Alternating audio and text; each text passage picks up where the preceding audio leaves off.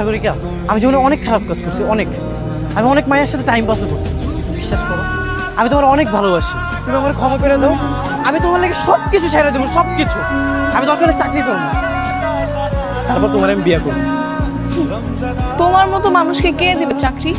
তোমাদের যে চাকরি দেবে তারও শাস্তি হওয়া দরকার আছে। হয় কোনো রাস্তার মাইয়া না, দৈরানো মানে কি হয় আমার দিলে থাকে দিলে।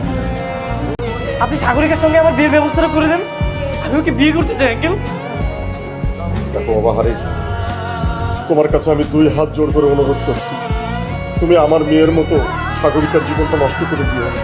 না না আঙ্কেল, আপনি এগুলো কি বলতেছেন? আমি ওর জীবন নষ্ট করতে যাবো কেন? আমি ওকে নিয়ে সারা জীবন একসঙ্গে থাকতে চাই।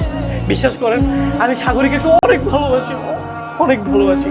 আমি কিন্তু আঙ্কেল এইভাবে কখনোই কাউকে অনুরোধ করিনি। আপনি প্লিজ একটা ওর সঙ্গে আমার দেখা করে ব্যবস্থাটা করে দেন। সাগরিকা, তুমি আমাকে ভুল বুঝছো না, আমি তোমার কোনো ক্ষতি করবো না। আমি তোমাকে অনেক ভালোবাসি, তুমি আমার সাথে চলো, আমি তোমাকে অনেক ভালো রাখবো। চলো না। তুমি কি করে ভাবো যে আমি তোমার সঙ্গে যাবো? তোমার সঙ্গে এতদিন আমি শুধু প্রেমের অভিনয় করেছি। কি? তুমি আমার সঙ্গে প্রেমের অভিনয় করেছো? হ্যাঁ, কারণ তোমার জন্য আমার বোন মৌসুমী সুইসাইড করেছিল।